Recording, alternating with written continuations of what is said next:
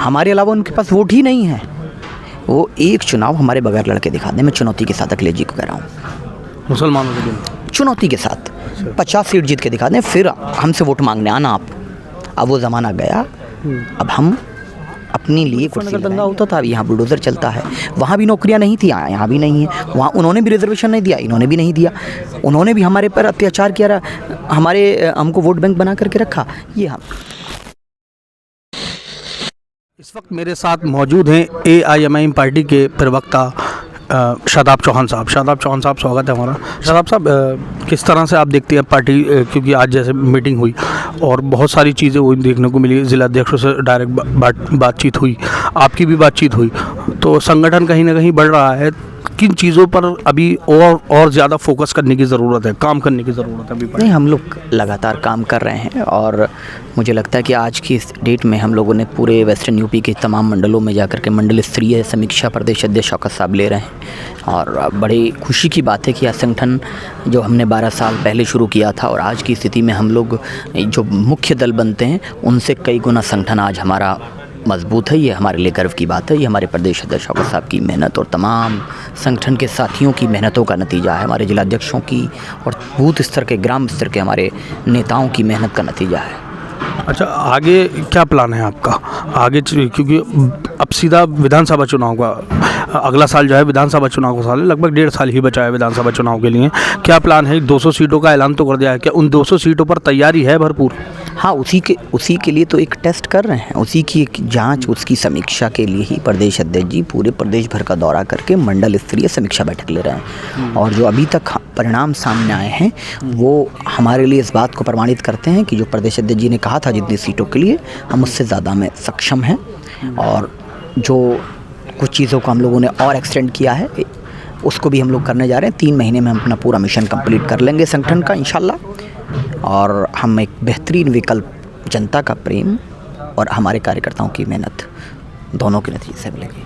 क्या बंगाल चुनाव का इम्पैक्ट यूपी चुनाव पर होगा किसी तरह से? क्योंकि पिछले दिन MIM पर जो इल्ज़ाम लगे हुमायूं कबीर से गठबंधन को लेकर, उसका क्या इम्पैक्ट पड़ेगा? अभी मैं और आप बैठे हैं, आपने कहा कि मैं और आप मिलकर के साथ में एक बुराई को ख़त्म करना चाहते हैं। मुझे नहीं मालूम ना कि आप पीछे से हथियार भी लेकर आए हैं, पीछे से कुछ गड़बड़ करके आए हैं। जब मुझे पता चला, मैंने कहा नहीं भाई, मैं आपके साथ नहीं रह सकता। तो इसमें मेरी क्या गलती?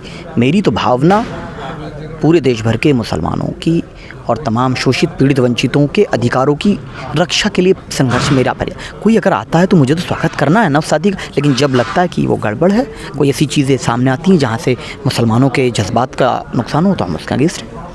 अच्छा, यूपी में ये कहते हैं समाजवादी के लोग, क्या टक्कर तो बीजेपी और समाजवादी की है। MIM जो है वो सिर्फ मामला ख़राब करने आती है, ख़ास करके समाजवादी का, बीजेपी को फ़ायदा पहुँचाना। तो बताइए कि 2022 में क्या हुआ, कितना वोट मिला? 2024 में कितना वोट दिया मुसलमानों ने? हमारे अलावा उनके पास वोट ही नहीं है।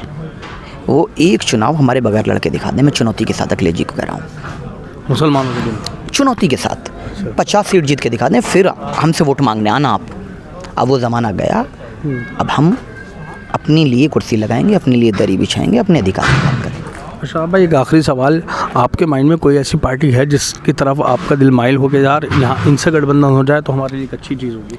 हमारे दिमाग में उत्तर प्रदेश की पीड़ित शोषित जनता है और जो जनता के हितों की बात करता है, जो पीड़ित शोषितों को राजनीतिक अधिकार और सामाजिक अधिकार देने की में विश्वास रखता है, उसके लिए हमारे दरवाजे खुले हुए हैं। हम किसी से नफ़रत नहीं करते हैं। हमारी लड़ाई न्याय की है, हमारी लड़ाई अधिकार की है, हमारी लड़ाई समान शिक्षा, सुरक्षा, सम्मान की लड़ाई है हमारी। और मुसलमानों की जो सम्मान है, सुरक्षा है, अधिकार है, वो समाजवादी पार्टी में भी सुरक्षित नहीं थे, बीजेपी में भी नहीं थे। वहाँ भी मुजफ्फरनगर दंगा होता था, यहाँ बुलडोज़र चलता है।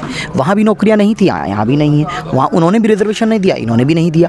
उन्होंने भी हमारे पर अत्याचार किया, हमको वोट बैंक बना करके रखा। ये भी हमारे साथ वही करते हैं, हमसे डरा कर वोट लेते हैं। तो बीजेपी और समाजवादी पार्टी में कोई फ़र्क नहीं है।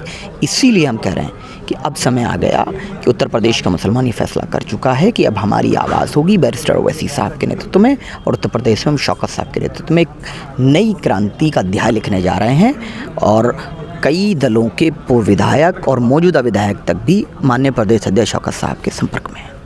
बहुत बहुत शुक्रिया सर। ओके।